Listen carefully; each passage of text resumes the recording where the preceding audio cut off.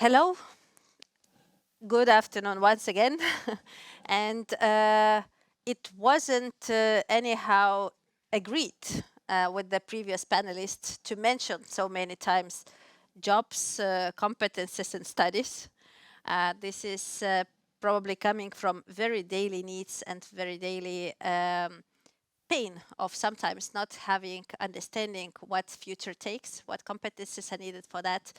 And this is one of the main reasons we decided to have the panel discussion on what is there on the market in Lithuania already in place, which is related to competences and skills of future people involved in offshore development. And we're talking here about overall offshore educational system or the job market, not only specifically for building offshore, but as well operating it and other companies who are involved in all this infrastructure. So today, together with me is Jurgita Petraitienė, who is head of Klaipėda's Department National Job Center. Hello, Jurgita. As well, we have Jonas Vaičys, who is researcher at Kaunas Technology University. Hello. We have Saulius Gudžius, Professor Saulius Gudžius, who is head of Department of Electrical Power Systems at KTU. Hello. And we have Rima Mickienė, who is Deputy Director for Academic Studies at Lithuanian Maritime Academy. Good afternoon. So we have a lot of people from educational system, and we have you, Jurgita, representing, understanding and overseeing the Lithuanian market of job seekers. And this is probably one of the reasons I will start with you. But I don't want to start. Jurgita, what do you see now on the labor market, or what do you hear from the companies who will be related to the offshore industry? What competencies are needed there? Do we have any kind of charts or plans or demand information for what it takes to build offshore in Lithuania? Of course, very important things were said in on the previous panel discussion, because that experience that were told from Poland is very actual for Lithuania too, because we are in this area we are competitive with Germany, Netherlands, Denmark, United Kingdom, and the situation in labor market is very tough, and the lack of workforce and engineering is feeling in all companies, not only offshore, onshore, and even in other industries. But as a National Job Center, we see that every year to our organization comes more than 150,000 people who are looking for jobs and new opportunities. Half of them are from 34 to 50 years old. 33% with higher education, 40% with some profession skills. So the training, vocational training and reskilling people are our future challenges. And at this moment, we feel lack of profession, of programs for educating and skilling these people. If we're talking about higher skills, people who are looking for jobs, through the year 1,300 people comes with various experience from offshore companies with working on oil or gas sector or other pollution industries. So transition from one sector to another depends especially on programs, on reskilling programs, which we will have in the future. I hope that my colleagues on panel discussion will represent what steps we are making and in creating new programs and new opportunities for job seekers. Jurgita, do you hear the motivation and willingness of these people? Because 1,300 looks like really a high number, especially when we have this forecast that it might take around 1,500 people for offshore. So it's like we have them almost. Is there a willingness of these candidates and employees to reskill and to go from the traditional oil and gas offshore to renewables offshore? It's very important to mention that labor market is very dynamic. This number, 1,300, is during all the year. So it means that we must, to ensure non-stopping process of transitioning from one sector to another. Of course, green jobs, renewable energy is very attractive, and this opportunity to have job and career opportunities on home country is very important for our clients, because usually the families of these workers are living in Lithuania, and to live and to work and to create added value here is very important for every people, every person. Thank you. Thank you. Jonas, is there clarity? Do we know what competencies are needed for offshore or renewables overall? Are there any researches on that? Yes, thank you for a question. I could share my own experience, which I had like 5 or 6 years ago when I had an opportunity to study in Sweden, and I had a course on wind energy. So at that point, I was a master student who had some experience in working in Litgrid, transmission system operator of Lithuania. I was an electrical engineer, and I was looking at this course as a renewable, as a small part of electrical systems. But once I entered this course, I saw that this wind energy, or especially we had a course on offshore, we had a project on offshore wind project. I saw that electrical part is a very small part of this project. So my eyes opened, and I had saw how many different competences are needed in order to develop a large project. We had a project, there is a wind farm between Copenhagen and Malmo called Lillgrund. Maybe some of you have seen this wind farm, so we had to renew the project as it was built quite some time ago, 15, 16 years ago. So at that point, I saw that there is a need for the engineers or the people who are committed to such projects have to have many competences, both engineering, economical, sustainability, understand the sustainability, and also how difficult it is sometimes when questions come to politics, and some will how to convince communities to because there are some specific challenges, but from my experience, I successfully completed that course. I understood that Lithuania has really good students, motivated students. Nevertheless, we may not have dedicated course for wind, but we can do the project even better than the local Swedes there. I remember being the lead of that group, and it was a question: you have wind energy, we don't have wind energy, and now I'm sort of the representative of the group and trying to lead our project to make it as good as we can. So I feel that we are in a good way, and all the competencies that we gain at school, at the universities, are enough. We just need maybe more professionals who has experience in specific renewables, so that we could learn from them. So more practical knowledge and more sharing.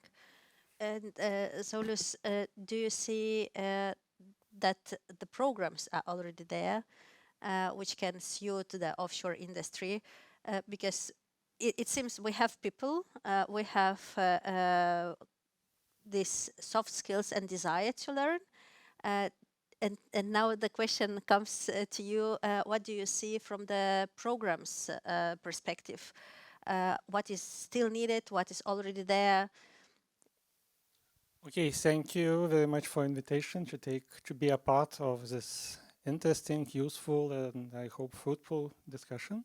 Thank you very much. And as I'm from the university, you usually like to talk about the future, not about nowadays, because we are obligated to see the future, because to develop new study programs or to understand what the future specialists, what qualifications they should have, we should do in advance. So maybe I would like a little bit make some predictions. Let's talk about 2030. Yes. Let's talk what will happen in Lithuania and over the world. Maybe everyone knows Elon Musk. Yes. Maybe he finally will get his flat on the Mars. Who knows? Lithuania, I hope, will build at least 700 megawatt offshore wind park, and Lithuania will succeed in the energy transition process. So we will have a lot of new workplaces where we can employ high educated and well-known people, yes, who will be a part of our future energy system. But one problem is for the success of the energy transition, it's the expectation from the society.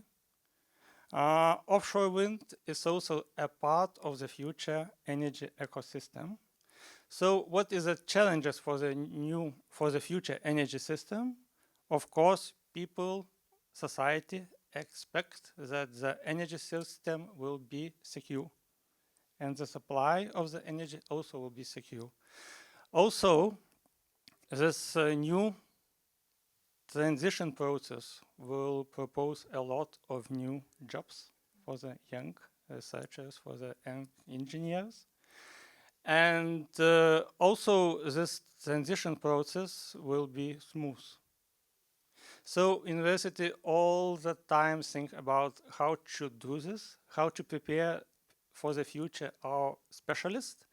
And when we think about it, it's our duty is to look not just into some specific problems, but we should have some holistic understanding about the future needs. So we try to do this, and we hopefully do our best and try to do our best to develop such skills for our students that will be useful for them in the future.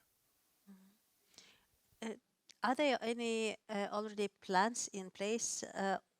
What groups of competencies are needed for that? So it depends where, for example, 2 or 3 years ago, we finished European project in cooperation with Tallinn Technical University, Berlin Technical University, universities from France, from Slovenia. And the goal of this project was to develop the future program for the energy engineers. We hope we will succeed. And we decide, and the decision was to develop 3 levels of the program. First level is, what do you think for it's what's for the consumers.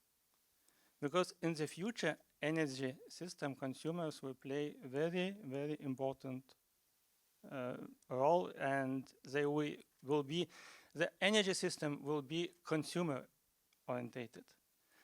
Other level is the specialist, and the third level is for the professionals, for high level professionals in the energy sectors.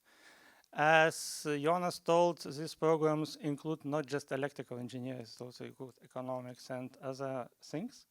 So we think that the future energy systems and the study and the learning process should include different objectives. It's as you say, it's in the future the system will be system in the system, and the future energy specialists, future energy engineers will be not just electricians. They will be the engineers which will have a different skills, not just the engineering skills, but also skills, some skills from economics, some skills from social science, because the central part of the future energy system will be the consumer. Thank you. Thank you for your insights. Rima, coming then to the specialists pool of professions. What are on the agenda? What is on the agenda of Maritime Academy? Do you have any plans already in place for training for specialists? Oh yes, thank you. Thank you once again for inviting us there, because this is an audience which is important for us.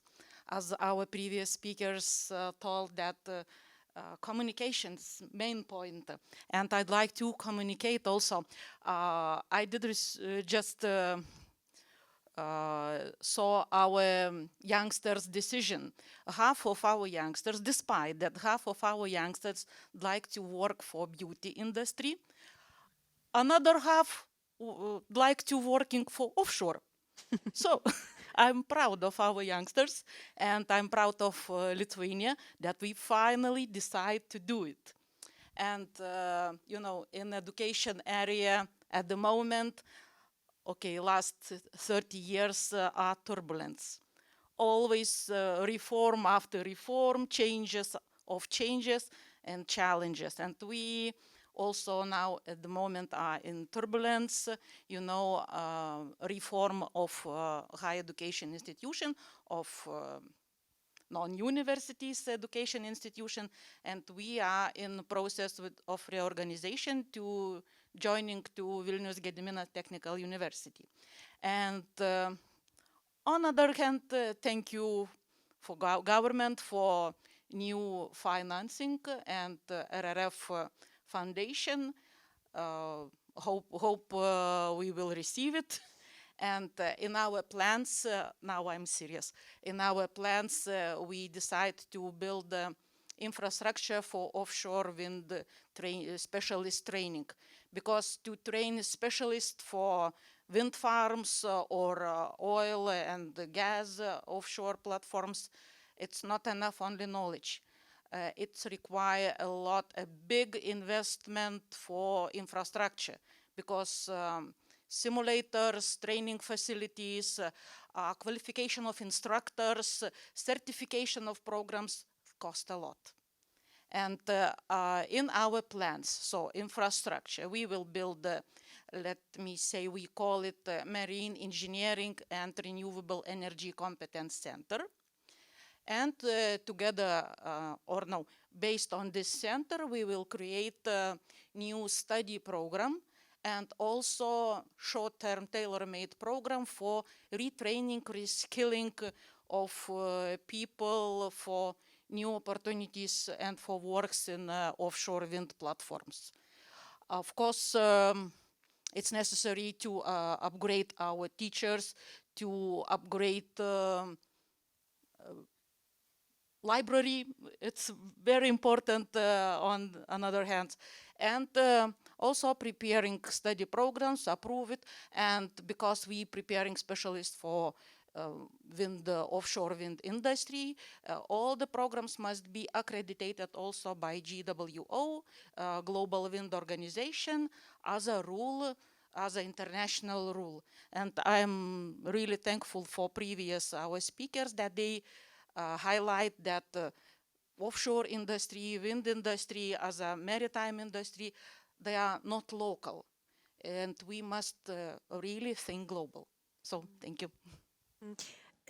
Continuing on that, being global, very often we are threatened that we will invest in people, we will pay for new programs, for scholarships, for some tuition fees to be covered, and then all these people will just leave to another countries.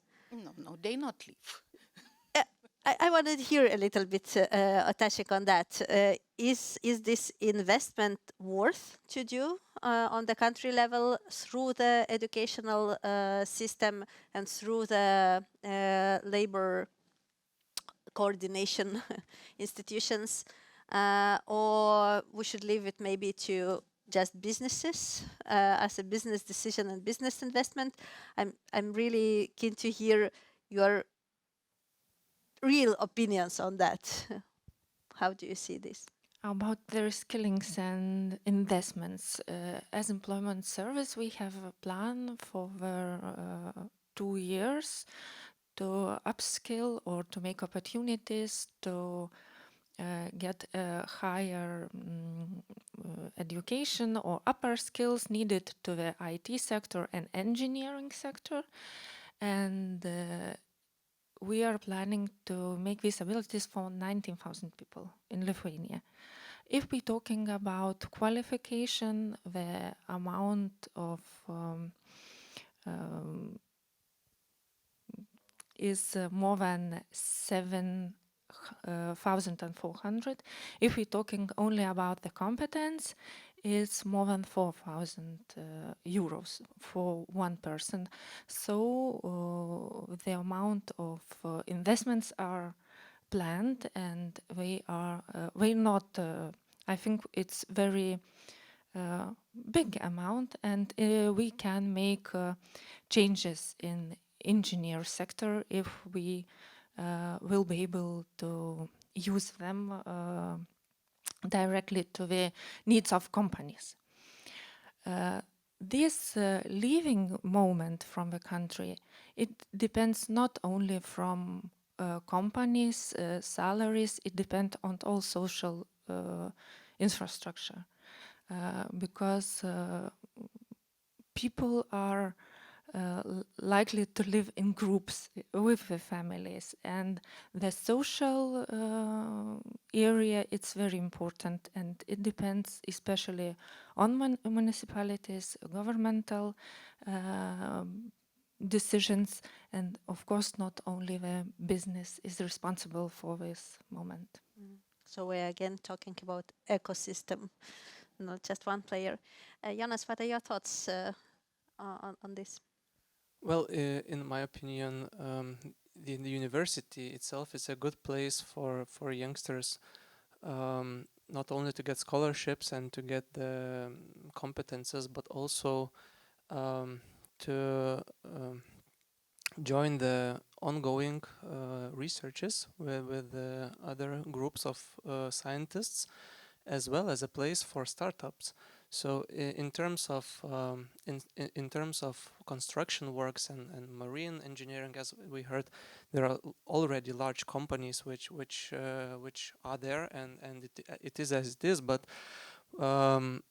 we are quite good, as I can see from the students' perspective, we are quite good at artificial intelligence, modeling, electrical engineering, programming, which are combination of skills that are very highly needed for already operating wind farms in order to forecast their behavior for the next day, for the next hour, as accurate as possible.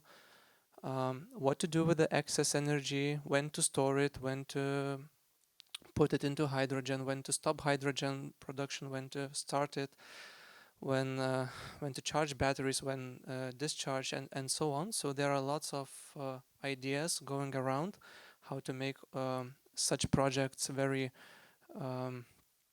how to say smart and as well economically feasible. So all these smart solutions could be found or be started here at the university, maybe at other competence centers as well. But at least from KTU's part, what I see, it's these investments into students through scholarships or through projects and so on. It's very attractive, and what I've seen so far, I haven't seen anyone left Lithuania, to be honest. From those who at least I've worked with, we all stayed there. We did not only projects not only national level, but also as Saulius mentioned, with other partner universities. We worked with Elering, which is and Fingrid, which are transmission system operators in Estonia and Finland and so on. So yeah, I think we get seen by globally as well and known globally as well. So yeah, I think everything is going fine. And the transition is already ongoing. Thank you for your insights. Saulius, please reveal us the secret what KTU is doing that students are not leaving Lithuania after graduation.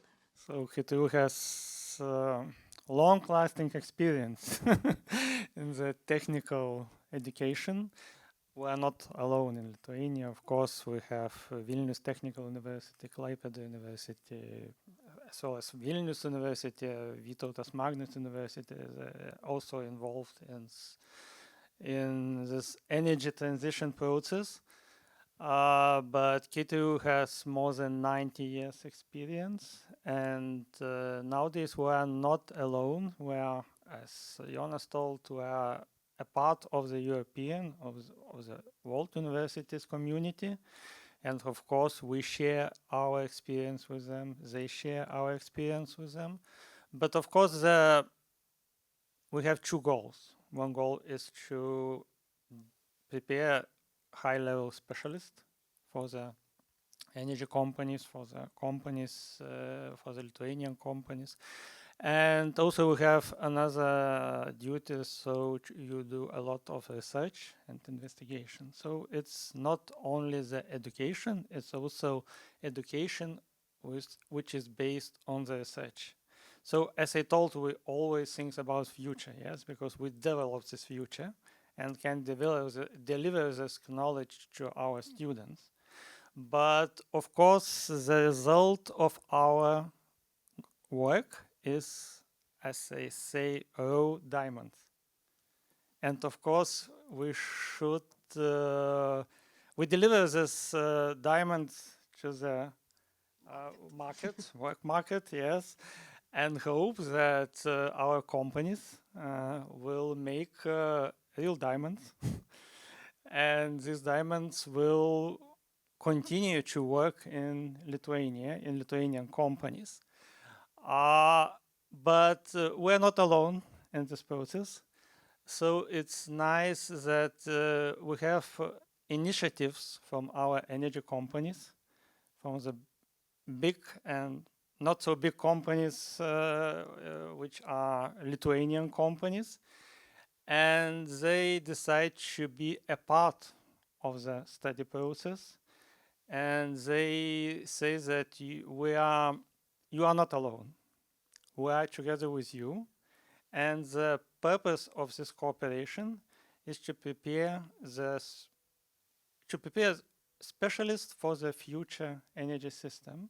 Companies, they make profit, but they understand if they will to make profit in the future, so they should be a part of the study, of the learning process. They should not just say, you should prepare for us very high level, high educated specialists, but it's nice that they understand that they should be a part of this process and they are nowadays, and we are very happy. Thank you for your insights. Rima, what's happening with the technicians and specialists? Are they rotating quicker, or you have as well secret sauce how to keep them? Okay, I have 2 points. One about living, another about practical. And based on our seafarers' education and employability, I'd like to inform everyone that our seafarers works and for Lithuanian companies. At the moment, we're having 37 ships. But seafarers who are working for foreign companies, they live in Klaipeda. You know that Klaipeda region, I do not, Klaipeda district is richest district in Lithuania. Because seafarers lives. And they coming, we did study with the many years ago together with Latvians. Seafarers works abroad, but they bring money back to Lithuania. They building houses, buying Porsches and BMW. It's for students, and you know, they create wellness there. And also offshore specialists, they also till the moment they working for foreign platforms, and I'm serious happy that finally our offshore specialists can work for Lithuania. And this of course funny, but it's really very realistic, and I'd like to switch to practical point. Our students and graduates, we preparing them together, we teaching them together with our companies.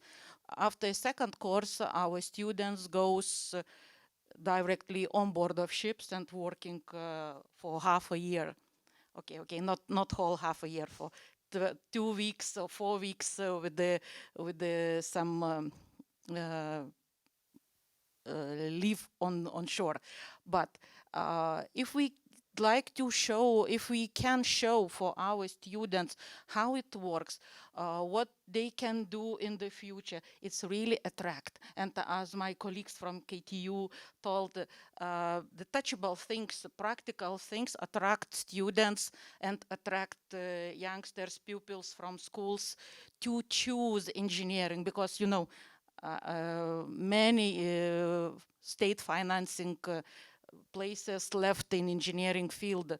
Nobody like to be engineer, and we need to promote not only offshore engineering, but engineering, whole engineering area, and we attract our students, our future students, and when they come to us, we will do our best to show together with our partners.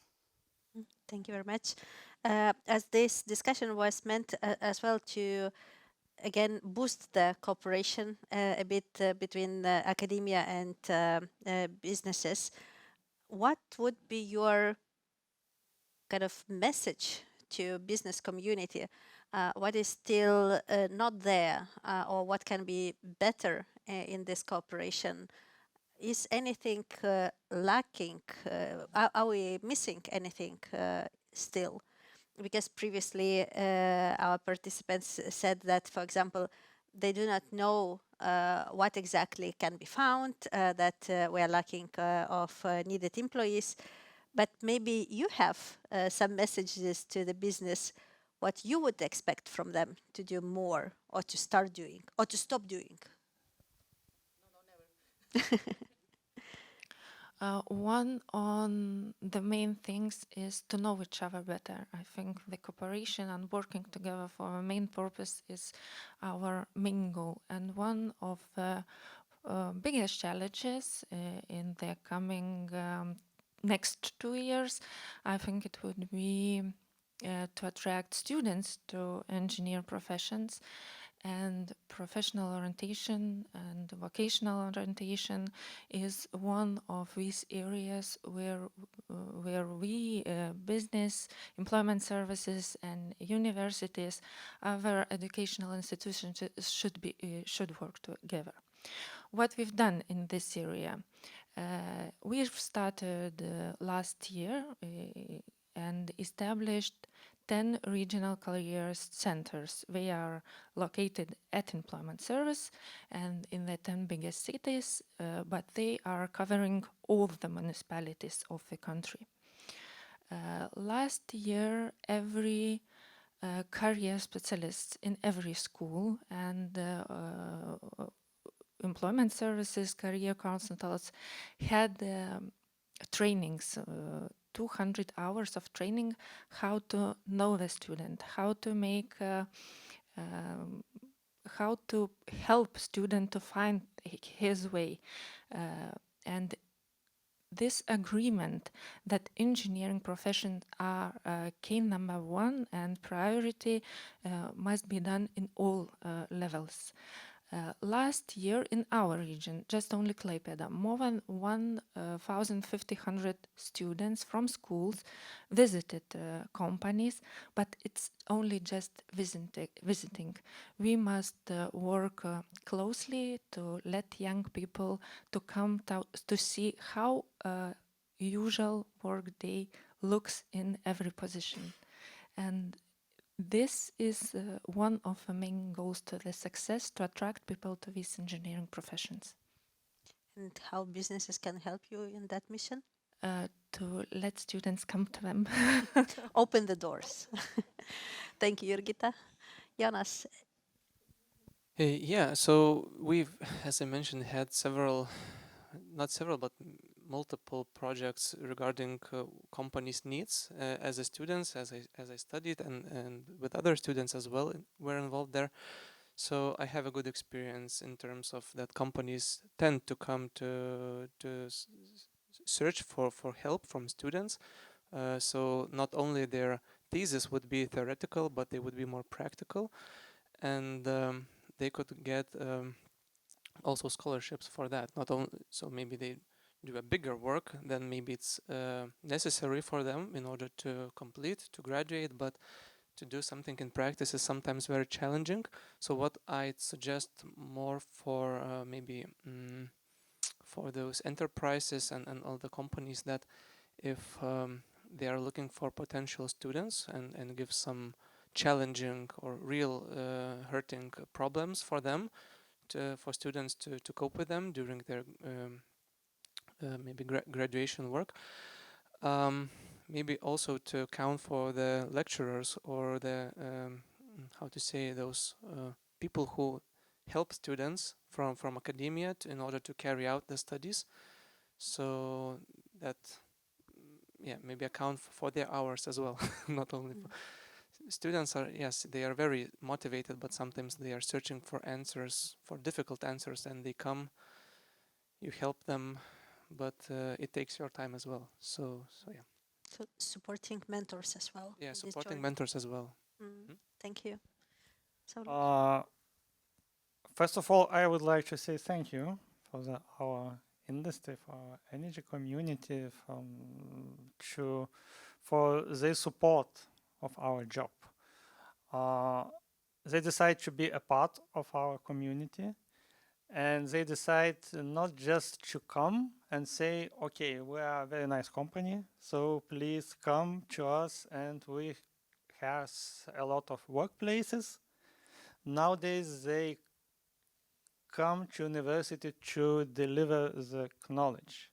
They're preparing the lectures, they work with the students, they invite them into the payable practice, and so on, and they are a part of our community. What I would like to ask, we're all responsible for the for the energy transition success, and the biggest challenges in this process is to keep the energy system secure and reliable. So my proposal for the business community is, of course, it's nice to make business, make money, of course, but universities has long-lasting experience, especially in fundamental things. And some messages from universities, not for our, but for all universities, it's very important. And these messages can help our society to become more reliable, more resilient, and to make our energy system more secure, more green, and more, how to say, more affordable, or maybe more successful in the future.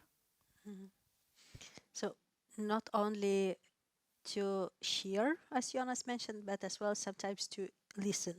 Yes, to listen us, to listen community, academic community. Maybe some our ideas look not so nice. Maybe they look a little bit old, crazy. Maybe they look old, but of course we know very well the fundamental things which should be met and should be met all the time. We usually talk, you should break the physics law. So you should understand, if you break this law, it will be a big problem for the society. So my proposal is to listen us, and everything will be okay. Thank you, Saulius. Rima. Okay, it's my turn. I'd like to tell that sharing is caring. And in all kinds, not only financing, but also and knowledge. And based again on the maritime, and we are proud of our partners because they are part of us. Our lecturers, according to Lithuanian law, not less than 50% of lecturers must be with practical experience. And our lecturers are masters, mariners, chief engineers, and many other professions, just direct from board of ships. They coming to classes and teach, working with our students, and produce the product, young seafarers for shipping companies again. And really, in maritime, it's like a routine, because, if master on board of ships earns per month, 20 or 25,000 euros, it's very difficult to attract them to teach for 2,000 euros. And what we do, we waiting when they, let me say, retired, and ask them to work for academy, and they do it with the honor, with the energy, with the enthusiasm, and our students really has the real examples of them career. And I hope that we attract also and offshore wind industry specialists. We have few already, and to show students the attractiveness of industry, of business, and also regarding our social partners or employers, companies, representatives, let's drink coffee together. And it solves some problems in beginning and makes good relations. And we really do it. Thank you. Thank you. If I may, to build up a little bit, Rima, on what you just said, that sometimes it's even not only about the companies and academia, right? Sometimes it takes a wider picture and more involvement, as for example, this remuneration of teachers coming with the skills, right? Maybe it's not okay till the end to wait until person retires to come to academian world, right? So yeah, another dimension of topics we can discuss. Last, my question, or even asking for you, would be to go back a little bit to that first part of discussion, where organizations were sharing their insights of what it takes to build an offshore. And may you please share if any of the ideas or thoughts delivered there resonated to you, or is there any thought which you are taking out of that discussion before? Because we were talking about listening to each other, then what is the key message for you from that previous discussion? As were discussed on the previous panel discussion, that there is program on understanding between governmental institutions and business. So I only have one thought, that when we are talking about reskilling, upskilling, education, we have support in all levels and agreements between our government, from ministries and social affairs and economic ministry. We have agreements, we have funds for training, and now depends only on us what results we will make for this money and what system we will create. Thank you, Jurgita. From my point of view, what I've seen is that students, at least motivated students, who start their studies, early studies, very motivated, they sometimes maybe get lost or dismotivated, unmotivated, in a way that they see some ceilings for engineers in our big companies, because the board members, the CEOs and some high-level directors most likely are not the engineers. So they sometimes get lost, get confused. Maybe I'm not in the right way. Maybe I have to switch to economics, management or something. But I hope that this green energy transition will be a good bridge for engineers to shine and to show their value. Those upcoming projects will be an opportunity for them to show themselves, and hopefully they can reach some higher positions other than engineering, lead engineers and so on. Because just coming back a little bit very shortly to what I've said, that I had a course in Sweden when about wind energy.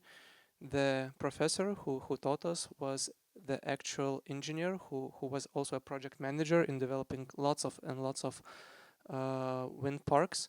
So it was really interesting to listen to him. You could see how this engineer also understands economics and management and financial and all social things by themselves. So somehow we need to find a way for engineers to get motivated to enhance their other skills as well and to climb further in their careers. So hopefully this transition offshore wind will be a good opportunity for them. Making engineering great again. Yes. Thank you, Jonas. So I take the idea that our business companies are ready to make business with offshore wind. But as a man from academia, I would like to say that the offshore wind, it's not insulated part. It's just a part of big system. And maybe it's a good idea to organize the next discussion, how this system with huge amount of renewables will operate in the future. And of course, we talk and teach our students how to do this. And hopefully our business also will understand that good business is to build offshore wind, but also big business is to build and operate all this system, which will contain a lot of renewables and make the system secure and reliable. Thank you. And I really envy for Mr. Lukas Pomeranian offshore platform, Mr. Lukas, we will come.